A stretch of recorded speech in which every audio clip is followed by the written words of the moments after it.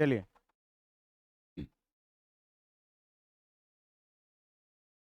देखिए पिछले दिन तक हम लोग पढ़े थे क्या कि किसी भी कंडक्टर, अगर किसी कंडक्टर का लेंथ है L, क्रॉस सेक्शनल एरिया है A, तो T टाइम में इससे जो अमाउंट ऑफ हीट फ्लोन होता था, अगर इसका थर्मल कंडक्टिविटी दी हुई है आपको, अगर इसकी थर्मल कंडक्टिविटी दी हुई है K, इसका लेंथ दिया हुआ है आपको L, और इस कंडक्टर का क्रॉस सेक्शनल एरिया दिया हुआ है कितना, A।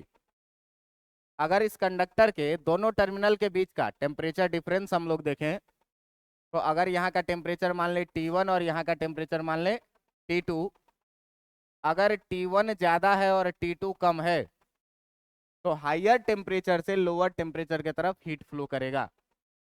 अगर हम बात करें इन टाइम T, तो T टाइम में जो अमाउंट ऑफ हीट फ्लोन होगा एक टर्मिनल से दूसरे टर्मिनल तक, इसको अगर Q बोलें, तो हम लोग अभी तक के एक्सप्रेशन में ये जाने थे क्या कि हीट फ्लोन जो होता है वो directly proportional to the cross sectional area of the conductor होता है, कि अगर किसी भी कंडक्टर का क्रॉस सेक्शनल एरिया जितना अधिक रहेगा उससे उतना अधिक अमाउंट में हीट फ्लो करेगा।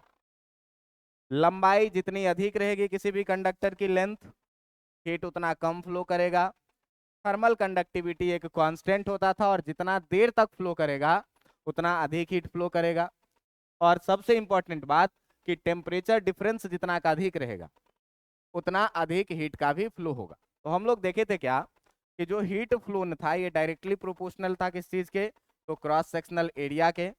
जो हीट फ्लोन था ये डायरेक्टली प्रोपोर्शनल था किस चीज के, चेंज इन टेम्परेचर के। जो हीट फ्लोन था वो डायरेक्टली प्रोपोर्शनल था किसके, टाइम के। और heat flow is inversely proportional to the length of the conductor. जब इस सारे स्टेटमेंट को हम लोगों ने मिलाया था, तो इस सारे स्टेटमेंट को हम लोगों ने मिलाया था तो देखा था क्या कि heat flow is directly proportional to A times delta T upon L into कितना T। और यहाँ से प्रोपोर्शनल के साइन को हटा करके हम लोगों ने एक कांस्टेंट लाया था A times delta T upon L, और इंटू कितना T। इस कांस्टेंट को हम लोग क्या बोले थे, K को हम लोग बोले थे क्या, थर्मल कंडक्टिविटी। K को क्या बोले थे, थर्मल कंडक्टिविटी। और ये थर्मल कंडक्टिविटी किसी भी गिवन मटेरियल के लिए कांस्टेंट होता है। बात समझ में आ रहा है। ये हीट फ्लोन था टी टाइम में। इसके बाद हम लोग बात किए थे किसका, हीट करंट एच का। इसके बाद हम लोग बात किए थे किसका, हीट करंट का। और हीट करंट को हम लोगों ने डिनोट किया था किससे, एच से। क्या बोले थे कि हीट करंट एच जो है वो क्या है, amount of heat flown per unit time. Amount of heat flown per unit time, जैसे इलेक्ट्रिक करंट हम लोग जानते थे amount of charge flown per unit time, ऐसे ही amount of heat flown per unit time जो है उसे क्या बोले थे, हीट करंट। मान लीजिए कि टी टाइम में क्यू हीट फ्लो कर रहा है, तो यूनिट टाइम में कितना हीट फ्लो करेगा, क्यू अपॉन टी। और यहीं से हम लोग पढ़े थे करंट इलेक्ट्रिसिटी में क्या, कि करंट इलेक्ट्रिसिटी में देखे थे कि दो टर्मिनल के बीच में जितना अधिक पोटेंशियल डिफरेंस रहेगा, अगर मान लो ये है वी ए और वी बी, तो अगर हम लोग डेल्टा वी का बात करें जिसको लिखेंगे कितना, V B minus V A, तो अगर इसमें से करंट फ्लो कर रहा है आई, तो जितना अधिक पोटेंशियल डिफरेंस होगा दोनों टर्मिनल के बीच में, ओम्स लॉ क्या कहता है कि उतना अधिक करंट फ्लो करेगा। तो यहाँ करंट इलेक्ट्रिसिटी में पोटेंशियल डिफरेंस फैक्टर होता था, जिस फैक्टर के कारण हीट फ्लो, करंट फ्लो करता था। यहाँ हमारे में क्या है, तो टेम्परेचर डिफरेंस फैक्टर है जिसके कारण हीट एक टर्मिनल से दूसरे टर्मिनल तक फ्लो कर रहा है। और ओम्स लॉ के सिमिलर अगर हम लोग यहाँ पर बात करें, तो हम लोग सिंपली क्या देखे थे कि जितना अधिक चेंज इन टेम्परेचर होगा उतना ही अधिक हीट करंट होगा। बात समझ में आ रहा है कि नहीं। यहाँ का टेम्परेचर अगर 5 डिग्री रहे, यहाँ का 0 डिग्री रहे, तो 5 डिग्री से 0 डिग्री तक आराम आराम से हीट फ्लो करेगा। लेकिन ये 0 डिग्री रहे, यहाँ का 500 डिग्री सेल्सियस का, अब क्या है, गैप बहुत ज्यादा है, तो हीट का ट्रांसफर भी क्या होगा, बहुत ज्यादा होगा। मतलब heat current is directly proportional to change in temperature. यहाँ से हम लोग प्रोपोर्शनल के साइन को हटाए थे, तो प्रोपोर्शनल के साइन को हटा के इक्वल टू में बदले थे, तो एक कांस्टेंट आया था आर थर्मल। और इस आर थर्मल को हम लोगों ने क्या बोला था, इस आर थर्मल को बोला था कि ये एक कांस्टेंट है, जिसको हम लोग क्या बोलते हैं, जिसको हम लोग बोलते हैं थर्मल रेजिस्टेंस, जिसको हम लोग क्या बोलते हैं, थर्मल रेजिस्टेंस। और यहीं से आप देखेंगे कि delta T equal to R thermal into heat का एक फॉर्मूला बना था, और यहीं से अगर हम लोग हीट का बात किए थे तो हीट इक्वल टू कितना लिखे थे, delta T upon R thermal के बराबर। बातें समझ में आ रही है? अब देखो कि हीट का एक डेफिनेशन ये कह रहा है कि delta T upon R thermal, और हीट का एक डेफिनेशन क्या कह रहा है कि क्यू अपॉन टी। बातें समझ में आ रही है कि नहीं? तो दोनों का एलएचएस अगर बराबर है तो ऑब्वियस सा बात है कि आरएचएस भी क्या होगा, बराबर होगा। तो आरएचएस भी जब बराबर होगा भाई, तो इसको हम लेके आगे बढ़ेंगे तो क्या लिखेंगे, तो यहाँ से क्या लिखेंगे कि जो Q अपॉन टी है, जो Q अपॉन टी है वो delta T upon R thermal के बराबर है। Q का वैल्यू हम लोग पीछे देख चुके हैं कि ये Q जो होता है ये कितना, K A delta T upon L और इंटू कितना टी, और नीचे इसमें क्या है, टी से डिवाइड भी है, इक्वल टू कितना, delta T upon R thermal के बराबर। ध्यान से देखोगे तो डेल्टा टी से डेल्टा टी जाएगा और इस टी से ये टी भी जाएगा, बचेगा कितना, K A upon L equal to 1/r thermal, और यहाँ से हम लोग अगर दोनों तरफ रेसिप्रोकल कर दें, तो दोनों तरफ रेसिप्रोकल कर दें तो L अपॉन के ए इक्वल टू जो आ जाएगा वो किसका वैल्यू आ जाएगा, R थर्मल का वैल्यू, थर्मल रेजिस्टेंस। अब देखो कि अभी बताया था कि ये जो थर्मल कंडक्टिविटी K है ये किसी गिवन मटेरियल के लिए कांस्टेंट होता, तो कांस्टेंट होता तो अगर प्रोपोर्शनल के साइन को हटाते हैं तो कांस्टेंट लगता है, तो इस कांस्टेंट को गायब करके प्रोपोर्शनल का साइन भी लगा सकते हैं। ये इंपॉर्टेंट फॉर्मूला, इसको याद रखना है क्या, कि जो आर थर्मल होगा आपका, आर थर्मल कितना, एल अपॉन के ए के बराबर में, कि यदि किसी भी कंडक्टर का थर्मल कंडक्टिविटी, ध्यान दीजिएगा कि यदि किसी भी कंडक्टर का थर्मल कंडक्टिविटी के गिवन है, इसका क्रॉस सेक्शनल एरिया अगर हमको ए गिवन है और इसका लेंथ एल गिवन है, तो हम इस कंडक्टर के लिए सीधे लिख सकते हैं कितना, कि जो आर थर्मल इसका थर्मल रेजिस्टेंस होगा वो कितना, एल अपॉन के टाइम्स ए, सीधे लिख सकते हैं इसके लिए। इसको हमको टेम्परेचर डिफरेंस से कोई लेना देना नहीं है। बात समझ में आ रहा है? ये चीजें टेम्परेचर डिफरेंस पर डिपेंड नहीं करती है। बात समझ में आ रही है? लेकिन amount of heat phloem temperature difference पर डिपेंड करती है। इतने चीजों पर हम लोगों ने पिछले दिन तक बात कर लिया था कि अगर यहाँ से हम लोग कांस्टेंट को अब हटाते हैं तो आर थर्मल के बारे में देखते हैं क्या, कि प्रोपोर्शनल हो रहा है एल के और इन्वर्सली प्रोपोर्शनल हो रहा है किसके, ए के, और अलग अलग अगर हम लोग देखेंगे तो आर थर्मल यहाँ से देखेंगे डायरेक्टली प्रोपोर्शनल टू एल होगा, और आर थर्मल जो है सो inversely proportional to cross sectional area होगा। अब यहाँ से आप देखिए कि हम पिछले बातों को रिलेट करते हैं कि जो फॉर्मूला हमने लाया था पीछे, फॉर्मूला लाया था कितना, फॉर्मूला लाया था कितना, Q equal to K A delta T upon L into T. इसमें मैं आपको क्या बताया था कि ये चीजें क्रॉस सेक्शनल एरिया के डायरेक्टली प्रोपोर्शनल है, मतलब जितना अधिक क्रॉस सेक्शनल एरिया होगा हीट उतना अधिक फ्लो करेगा। अब अधिक फ्लो करने का मतलब क्या, कि रुकावटें कम है। अधिक फ्लो करने का मतलब क्या, रुकावट क्या है, कम, और रेजिस्टेंस का मतलब क्या, रुकावट। तो देखो अगर क्रॉस सेक्शनल एरिया अधिक होगा तो रेजिस्टेंस कम होगा, और रेजिस्टेंस कम होगा तो फ्लो अच्छा होगा। अगर लेंथ अधिक है तो रेजिस्टेंस भी अधिक होगा, और रेजिस्टेंस अधिक का मतलब रुकावट क्या है, अधिक है, मतलब फ्लो क्या होगा, अच्छा होगा। इन चीजों पर हम लोगों ने पिछले दिन तक बात किया था। बात समझ में आ रहा है? अब देखो कि आज से हम लोग देखेंगे क्या, कि अगर दो कंडक्टर है, दोनों कंडक्टर डिफरेंट डिफरेंट लेंथ का है, क्रॉस सेक्शनल एरिया सेम है और अलग अलग मटेरियल का बना हुआ है, अगर दो कंडक्टर को हम लोग ऐड कर देंगे, जोड़ देंगे, तो जोड़ने का दो अलग अलग तरीका हो सकता है, एक सीरीज कॉम्बिनेशन में और एक कैसा, पैरेलल कॉम्बिनेशन। तो जैसे हम लोग रेजिस्टेंस में पढ़ते थे सीरीज कॉम्बिनेशन ऑफ रेजिस्टर और पैरेलल कॉम्बिनेशन ऑफ रेजिस्टर, उसी तरीके से हम लोग यहाँ भी अब देखेंगे कि कंडक्टर का हीटिंग के लिए कैसे सीरीज कॉम्बिनेशन करना है और कैसे पैरेलल कॉम्बिनेशन करना है। बात समझ में आ रहा है? तो यहाँ हम लोग लिखेंगे क्या, हम लोग लिखेंगे क्या, यहाँ हम लोग हेडिंग लगाएंगे क्या, कि combination of conductor, combination of conductor. Combination of conductor में हम लोग बात करेंगे दो तरह के कॉम्बिनेशन का, और इस कंडक्टर में हम लोग जनरली थर्मल कंडक्टिविटी को लेकर के बात करेंगे। बात समझ में आ रहा है? थर्मल कंडक्टिविटी को बात करेंगे तो इसमें जो पहला हमारा होगा ये क्या होगा, ये पहला हमारा होगा क्या, सीरीज कॉम्बिनेशन। अब देखो यहाँ से सीखना चीजों को, सीरीज कॉम्बिनेशन में आपको एक से एक कॉन्सेप्ट मिलेगा सीखने को, और कॉन्सेप्ट से ही सवाल बनता है। फॉर्मूला याद कर लेने से आपसे एक भी सवाल नहीं बनेगा। सारे के सारे सवाल को बनाने के लिए आपको कॉन्सेप्ट का आना बहुत ही जरूरी है। तो मान लीजिए क्या कि हमारे पास दो कंडक्टर है और इस दोनों कंडक्टर को हम लोग ये मान के चलते हैं क्या कि सेम क्रॉस सेक्शनल एरिया है, लेकिन लेंथ इस दोनों का जो है वो डिफरेंट डिफरेंट।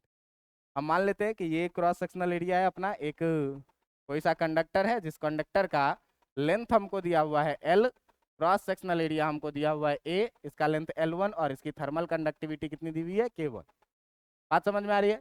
और एक दूसरा कंडक्टर अपने पास दिया हुआ है जिसका क्रॉस सेक्शनल एरिया है सेम, उतना ही बड़ा क्रॉस सेक्शनल एरिया है, लेकिन अब की बार जो है तो इसका हम लोग लेंथ अलग लेंगे और थर्मल कंडक्टिविटी भी क्या लेंगे अलग। मान लो कि इसका लेंथ है L2 और थर्मल कंडक्टिविटी कितनी K2 और इसका क्रॉस सेक्शनल एरिया भी कितना A2। बात समझ में आ रहा है। तो कहेगा कि अगर इस दोनों को सीरीज में जोड़ दें, तो सीरीज में जोड़ने का मतलब क्या हुआ कि एंड टू एंड जोड़ना। जैसे मान लो क्या कि एक ये कंडक्टर है और एक कोई और दूसरा कंडक्टर है, तो इस दोनों को अगर हम एक से एक एंड टू एंड जोड़ेंगे तो ये क्या हो जाएगा सीरीज कॉम्बिनेशन, और अगर इसको ऐसे जोड़ेंगे तो ये क्या हो जाएगा पैरेलल कॉम्बिनेशन। बातें समझ में आ रही है। तो कह रहा है क्या कि अगर इस दोनों कंडक्टर को हम लोग क्या करें कि सीरीज कॉम्बिनेशन में जोड़ दें, तो इसकी जो इक्विवेलेंट कंडक्टिविटी होगी वो क्या होगी। बात समझ में आ रहा है। तो इसमें हम लोग देखेंगे क्या कि अगर दो कंडक्टर है अपने पास, let two conductors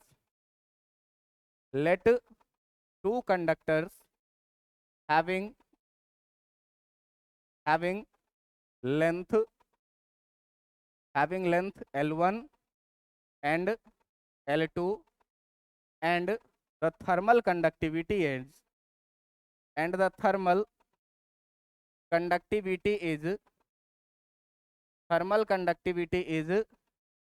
K1 and K2 respectively.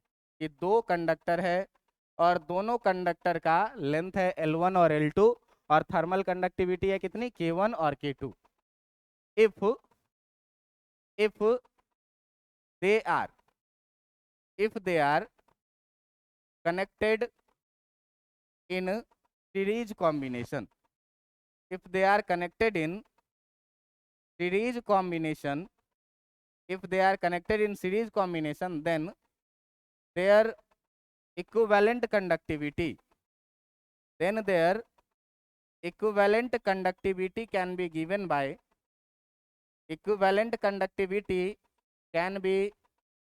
by इसका जो इक्विवेलेंट कंडक्टिविटी होगी वो इक्विवेलेंट कंडक्टिविटी जो K इक्विवेलेंट गिवन जाती है वो जाती है L1 plus L2 upon L1 by K1 और प्लस L2 बाई K2।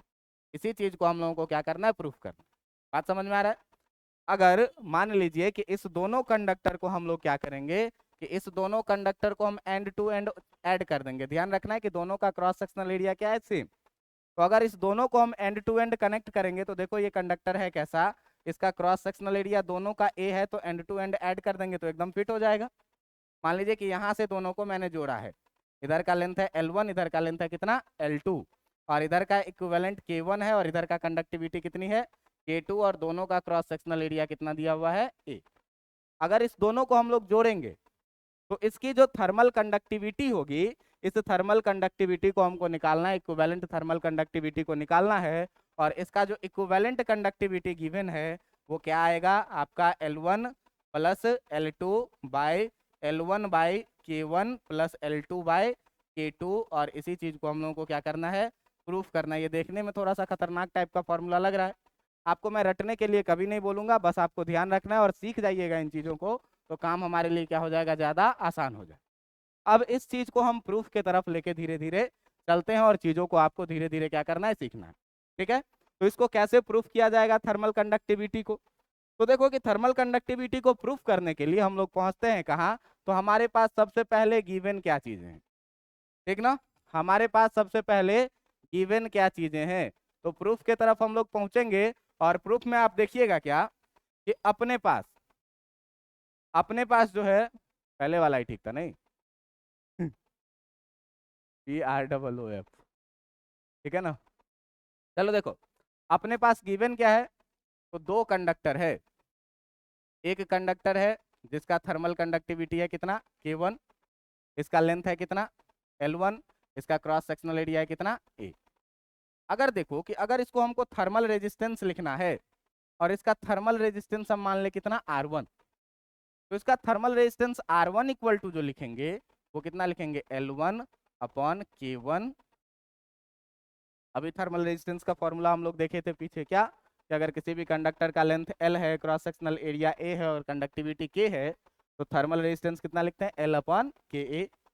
तो बताओ कि इसका थर्मल रेजिस्टिविटी, अगर इसका हमको थर्मल रेजिस्टेंस R1 मान लेते हैं तो इसको L1 इसकी लेंथ, थर्मल कंडक्टिविटी K1 और इसका क्रॉस सेक्शनल एरिया A लिख सकते हैं कि नहीं लिख सकते हैं? लिख सकते हैं। चलिए, जो अपने पास दूसरा कंडक्टर है, जो अपने पास दूसरा कंडक्टर है, इस दूसरे कंडक्टर का क्रॉस सेक्शनल एरिया आपके पास गिवन है कितना A, इसका लेंथ है कितना L2 और इसकी थर्मल कंडक्टिविटी है कितनी। अगर मान लिया जाए कि इसका रेजिस्टेंस R2 है, तो R2 इक्वल टू हम लोग L2 upon K2 times A लिखेंगे कि नहीं लिखेंगे? लिखेंगे। अब मान लेते हैं क्या कि इस दोनों को जब हम लोग सीरीज कॉम्बिनेशन में कंबाइंड कर देंगे, इस दोनों को जब हम लोग सीरीज कॉम्बिनेशन में कंबाइंड कर देंगे, तो ये बताओ कि इसका दोनों का क्रॉस सेक्शनल एरिया A है, तो इसका भी कितना रह जाएगा, लेकिन लेंथ दोनों का ऐड हो जाएगा, तो इसका टोटल लेंथ कितना हो जाएगा L1 प्लस L2 हो जाएगा। और इसका हम लोग मान लेते हैं कि जो कंडक्टिविटी है ये कितना है K इक्विवेलेंट। इसका जो नया कंडक्टिविटी हो गया वो कितना K इक्विवेलेंट, और इसका हम रेजिस्टेंस भी मान लेते हैं कितना, ये R इक्विवेलेंट के बराबर में। बात समझ में आ रही है?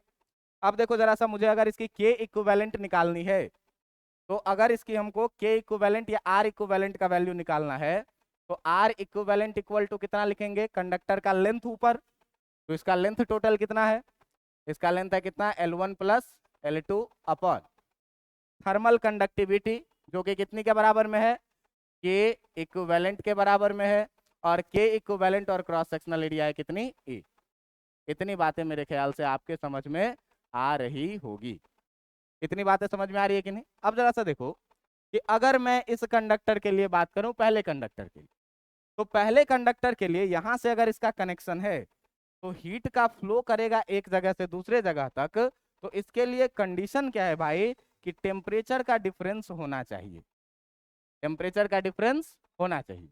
तो मान लेते हैं क्या कि हम इसके एक टर्मिनल का टेम्परेचर है T1 और दूसरे टर्मिनल का टेम्परेचर क्या है, तो इस कनेक्शन होकर के जो कुछ हीट जा रही होगी, इस हीट को हम मान लेते हैं थोड़ी देर के लिए H1, और इधर से जो हीट जा रही होगी इस हीट को हम थोड़ा देर के लिए क्या मान लेते हैं H2। ये आइडियल कंडीशन हमने लिया है कि यहाँ से हीट H1 एंटर करेगी, कुछ हीट लॉस भी हो सकती है, सराउंडिंग से रिलीज कर जाए, और जो बाकी हीट बचेगी वो H2 यहाँ से एंटर करेगी। और इस जंक्शन का टेम्परेचर हम लोग थोड़ा देर के लिए मान लेते हैं कितना, थीटा। बात समझ में आ रहा है? क्या माने हम लोग, माने क्या कि let the terminal temperature, let the जो आपका टर्मिनल टेम्परेचर है, टर्मिनल टेम्परेचर है किसका भाई, तो let the terminal temperature of conductor, let the terminal temperature of conductor is of combined conductor.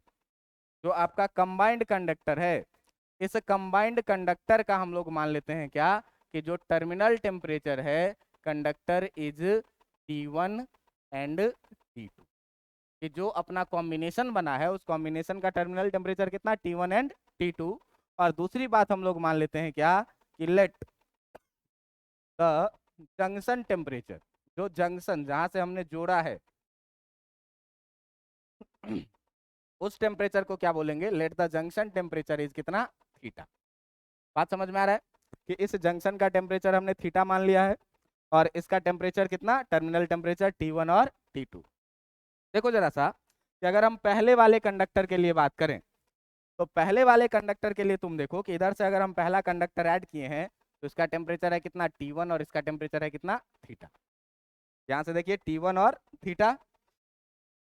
अब अगर इसके लिए हमको लिखना है तो हम लोग देखिए कि थर्मल कंडक्टिविटी का डेफिनेशन अपना क्या कहता है।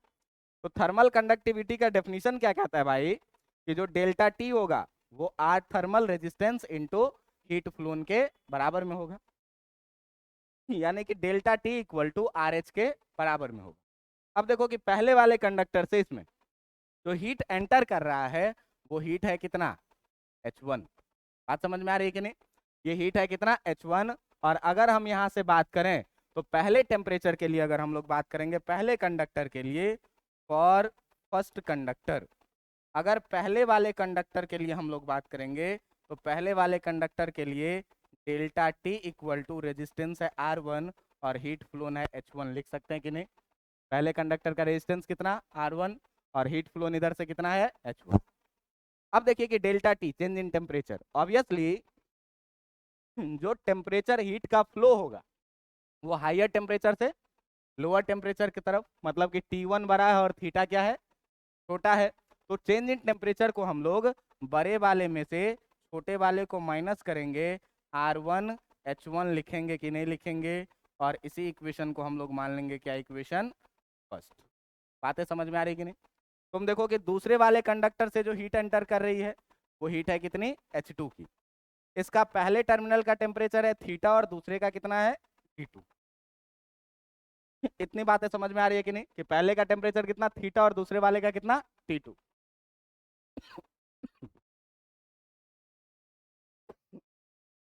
अब देखिए कि दूसरे टेम के लिए अगर हम लोग बात करेंगे फॉर सेकंड कंडक्टर के लिए, तो फॉर सेकंड कंडक्टर के लिए अगर हम लोग बात करेंगे तो फिर से सेकंड कंडक्टर के लिए कितना लिखेंगे भाई, delta T equal to R2 और हीट कितना फ्लो कर रहा है H2।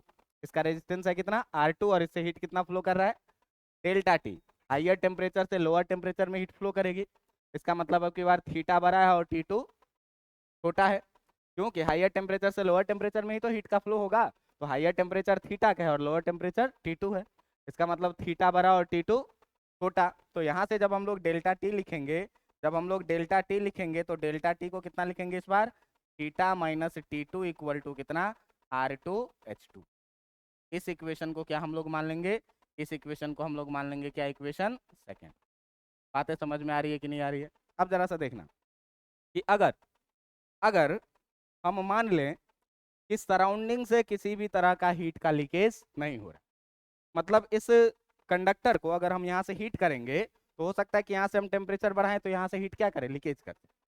तो हम ऐसा लीकेज नहीं चाहते हैं, इसके लिए हम क्या करेंगे, इस पर तो एक कोटिंग कर देंगे किसी इंसुलेटिंग मटेरियल का, तो इससे क्या करें, हीट को बाहर नहीं जाने दें। बात समझ में आ रहा है? तो अगर हम मान लेते हैं कि यहाँ से किसी भी तरह का हीट का लॉस नहीं हो रहा है, इफ देयर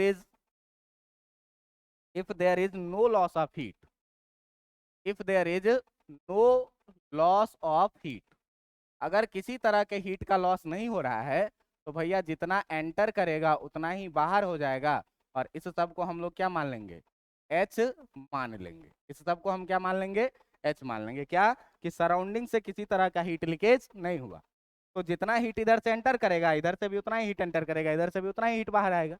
इसका मतलब H1 H2 दोनों बराबर हो जाएगा, और इसको मैंने किसके बराबर मान लिया, H के बराबर मान लिया। अब देखो कि अगर हीट फ्लोन H हो गया तो जो पहला इक्वेशन है उसको, तो according to this assumption, according to this assumption, इस एजम्पशन के अकॉर्डिंग, इस एजम्पशन के अकॉर्डिंग इक्वेशन 1 और 2 को हम लोग कैसे लिख सकते हैं, equation 1 and 2 can be written as, can be written as. जो पहला इक्वेशन है आपका, ये पहला इक्वेशन है कितना, T1 minus theta equal to R1 H1। तो अब हम H1 और H2 दोनों को बराबर बराबर मान लिए, किसके बराबर, H के बराबर। तो इस H1 को H लिख सकते हैं कि नहीं लिख सकते हैं, तो H1 को H लिख सकते हैं भाई। तो T1 minus theta equal to कितना हो जाएगा, R1 H, और दूसरा वाला जो था theta minus T2 equal to ये कितना हो जाएगा, R2 H। यही था क्या तुम्हारा इक्वेशन फर्स्ट, और यही था क्या तुम्हारा इक्वेशन सेकेंड। बात समझ में आ रहा है? अब अगर हम लोग कॉम्बिनेशन के लिए बात करें, अब अगर हम लोग बात करें किसके लिए, कॉम्बिनेशन के लिए, फॉर कॉम्बिनेशन। तो कॉम्बिनेशन के लिए देखो जरा सा कि कॉम्बिनेशन के लिए हम लोग मान लेते हैं कि इस पूरे सिस्टम का, इस पूरे सिस्टम का जो रेजिस्टेंस है वो है कितना, आर इक्विवेलेंट। तो आर इक्विवेलेंट, तो इसके लिए भी वही चीज लगेगा क्या, delta T equal to R equivalent into heat flown through the conductor H. है Ohm's law, delta V equal to I R, है कि नहीं। तो delta T equal to R into H. अब देखिए जरा सा यहाँ टेम्परेचर कैसा, तो यहाँ से यहाँ तक में हीट फ्लो हो रहा है हाइयर टेम्परेचर से लोअर टेम्परेचर, मतलब क्या कि T1 ज्यादा होगा और T2 क्या होगा, कम होगा। तो चेंज इन टेम्परेचर हमेशा बड़े वाले में से क्या करेंगे, छोटे वाले को माइनस करेंगे, यानी कि T1 माइनस T2 लिखा जाएगा। और T1 minus T2 equal to हम लोग कितना लिखेंगे, R इक्विवेलेंट इंटू क्या, H के बराबर में। इसको लिखेंगे क्या, इक्वेशन थर्ड। बात समझ में आ रही है। अब जरा सा देखो कि इक्वेशन 1 और 2 को हम ऐड करने का कोशिश करें। तो ऐड करने का कोशिश करते हैं क्या, adding equation 1 and 2। Adding equation 1 and 2, जब फर्स्ट और सेकंड को हम लोग ऐड करेंगे, तो फर्स्ट और सेकंड को ऐड करने से क्या मिलेगा, देखिए T1 minus theta equal to R1H, और ये है कितना, theta minus T2 equal to R2H। जरा सा ध्यान से देखिए, माइनस थीटा प्लस थीटा जाएगा, बचेगा कितना, T1 minus T2 equal to, इस दोनों को ऐड करिएगा तो कितना हो जाएगा, R1 प्लस R2 टाइम्स कितना, H हो जाएगा। बात समझ में आ रहा है कि नहीं। अब इसको जो है सो हम लोग क्या करते हैं, एज्यूम कर लेते हैं क्या कि ये जो है इक्वेशन, ये इक्वेशन है कौन सा, इक्वेशन 4। अब जरा सा इक्वेशन 3 और इक्वेशन 4 को देखो, तो लेफ्ट हैंड साइड दोनों का बराबर है। तो लेफ्ट हैंड साइड दोनों का बराबर है, इसका मतलब राइट हैंड साइड भी क्या होगा, बराबर होगा। तो जब हम दोनों को कंपेयर करेंगे, ठीक ना, जब हम दोनों को क्या करेंगे, कंपेयर करेंगे, कंपेयरिंग इक्वेशन 3 एंड 4, तो 3 एंड 4 को जब कंपेयर करेंगे तो हमको मिलेगा क्या, R equivalent into H equal to R1 plus R2 into कितना, H। देखो दोनों का left hand side T1 minus T2, इसका भी T1 माइनस T2, इसका मतलब R इक्विवेलेंट इंटू H जो है सो किसके बराबर में होगा, R1 plus R2 into H के बराबर में। अच्छी बात यह है कि H से H क्या हो जाएगा, कैंसिल हो जाएगा, और आपका जो R इक्विवेलेंट बचेगा, R इक्विवेलेंट कितना बचेगा, R1 प्लस, जरा सा ध्यान से देखो तो रेजिस्टेंस की कहानी में भी यही होती थी सीरीज कॉम्बिनेशन में, R equivalent equal to R1 plus R2 plus R3। अब हमको कंडक्टिविटी निकालना है, तो कुछ करना नहीं है, पीछे से क्या करना है, हम लोगों ने R1 R2 और R इक्विवेलेंट का वैल्यू निकाल चुका है। यहाँ से R1 निकाला है, यहाँ से R2 निकाला है, और यहाँ से हमने क्या किया है, R इक्विवेलेंट निकाला है। इस सारे वैल्यूज को जब हम लोग पुट कर देंगे तो हमारा K इक्विवेलेंट निकल के आ जाएगा। कैसे आ जाएगा, देखिए, तो R1 का वैल्यू L1 अपॉन K1A है ना, क्या है अपने पास, R equivalent equal to R1 plus कितना, R2। हमको K इक्विवेलेंट का वैल्यू निकालना है। तो देखो कि R इक्विवेलेंट का वैल्यू है कितना, L1 plus L2 upon K equivalent into A। तो डालो इसका वैल्यू कितना, L1 plus L2 upon K equivalent into कितना, A इक्वल टू R1 का वैल्यू था कितना, L1 upon K1 A plus R2 का वैल्यू था कितना, L2 अपॉन K2 A। ध्यान से देखो कि सब में A कॉमन है, कट जाएगा क्या, कॉमन होके कट जाएगा। जरा सा ध्यान से देखना, L1 plus L2 upon K equivalent equal to L1 upon K1 plus L2 upon कितना, K2। K इक्विवेलेंट डिवाइड में इधर लेके जाओ, मल्टीप्लाई में चला जाएगा, कितना बचेगा, L1 plus L2 equal to K equivalent times L1 upon K1 और प्लस L2 अपॉन कितना। इस पूरे टर्म को देखो मल्टीप्लाई में इधर लेके आ जाओ, डिवाइड में आ जाएगा।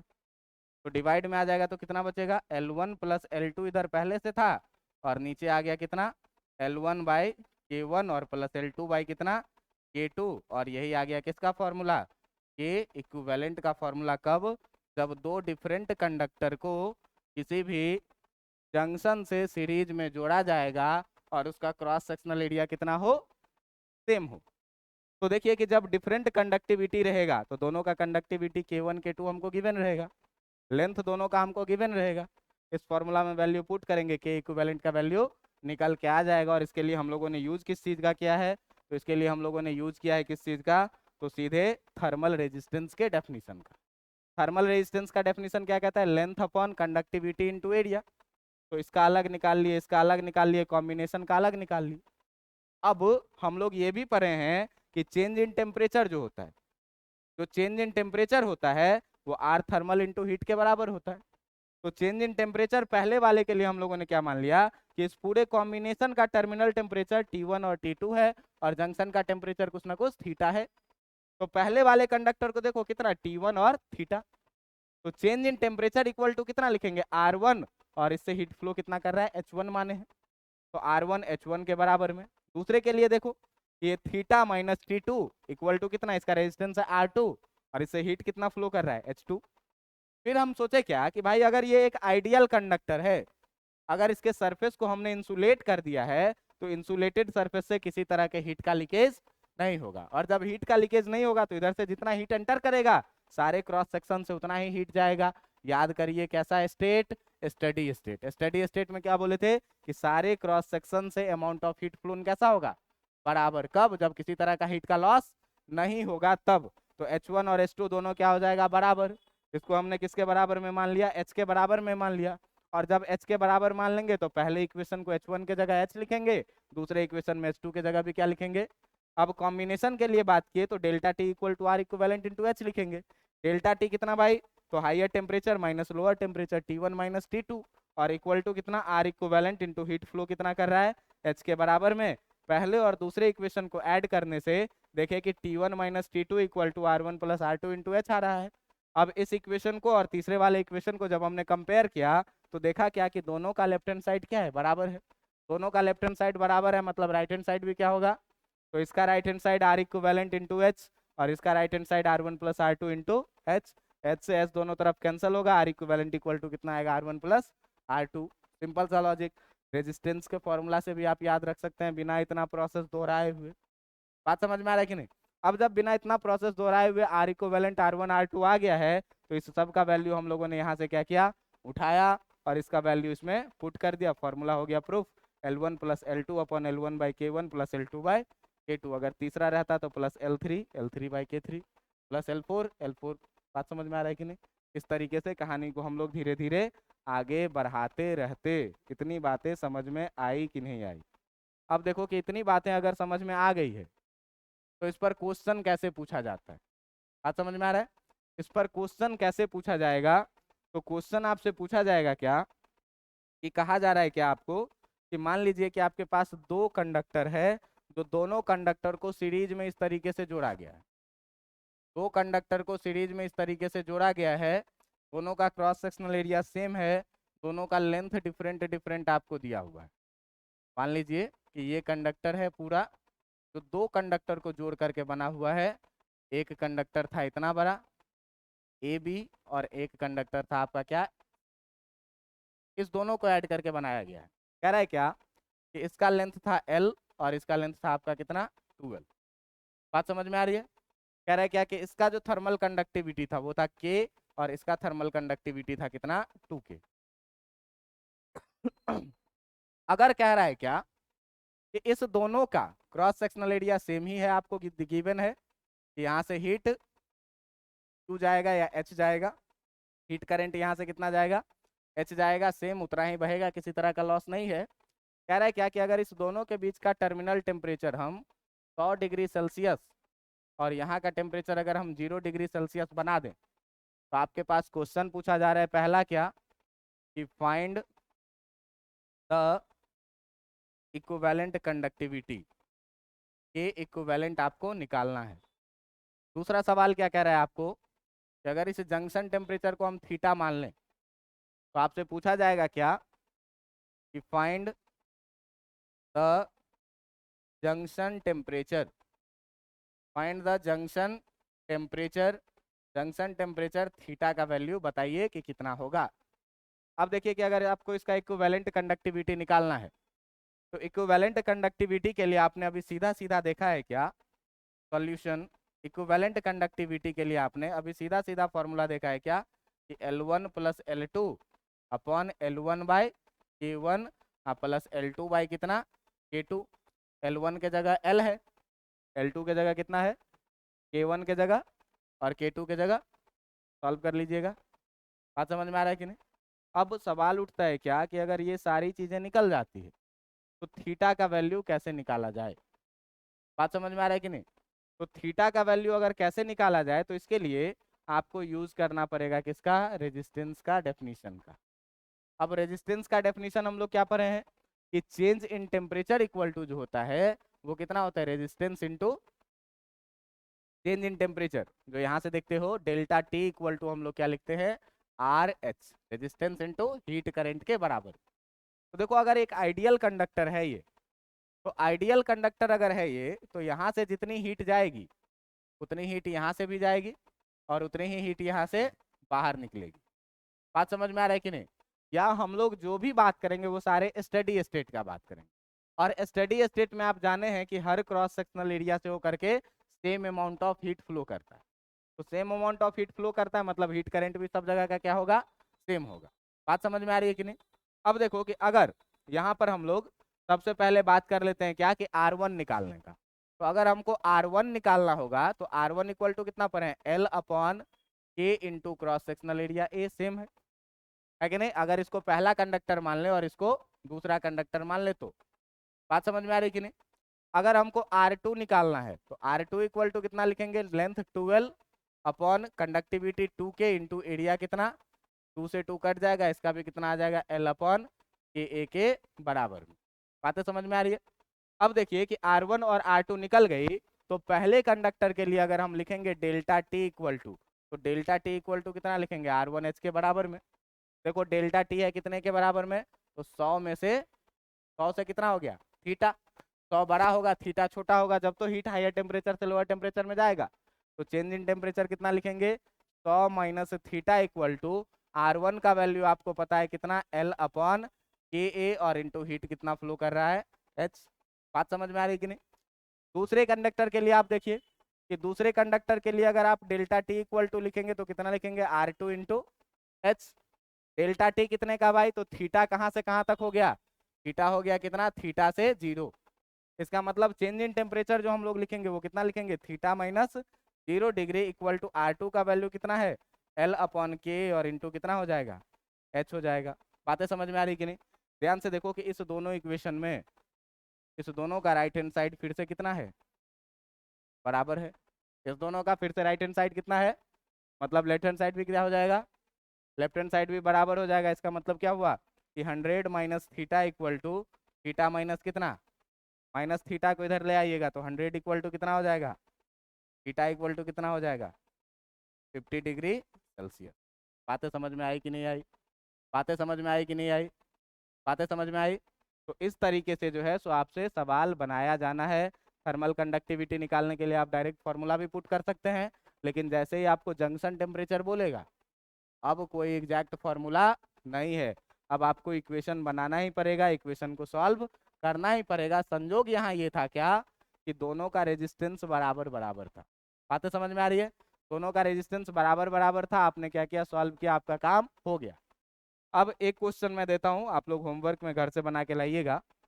तो घर से बना के लाइएगा, तो इसके लिए आपको दिया हुआ है क्या कि एक कंडक्टर है, इस कंडक्टर का क्रॉस सेक्शनल एरिया दोनों का सेम है, दोनों conductor end to end series combination में जोड़ा हुआ है। सीरीज कॉम्बिनेशन में जोड़ा हुआ है इस तरीके से, यहाँ का लेंथ है L और यहाँ का लेंथ है कितना, 3L। इसकी कंडक्टिविटी है K और इसकी कंडक्टिविटी है कितनी, 2K। अब कह रहा है क्या कि अगर थर्मल टेम्परेचर यहाँ का है 100 डिग्री सेल्सियस और यहाँ का है 40 डिग्री सेल्सियस। बात समझ में आ रहा है? तो आपको यहाँ का टेम्परेचर थीटा दिया हुआ है, जंक्शन का टेम्परेचर। आपसे फिर से वही सवाल में पूछ रहा है क्या कि फाइंड पहला के इक्विवेलेंट, और दूसरा में आपको निकालना है वही चीज़ क्या, जंक्शन टेम्परेचर, और इस जंक्शन टेम्परेचर को हम लोग क्या बोलेंगे, थीटा। यही दो चीज़ आपको निकालना है। आप घर से इसको सॉल्व करके लाइएगा, फिर अगले दिन हम लोग पैरेलल कॉम्बिनेशन और इक्विवेलेंट कॉम्बिनेशन पर बात करेंगे, मिक्स कॉम्बिनेशन पर बात करेंगे, डिफरेंट डिफरेंट क्वेश्चन देखेंगे। चीज़ें आसान है, घर पे एक बार ढंग से पढ़िएगा, अच्छे से हो जाए। ठीक है, काफ़ी आज की।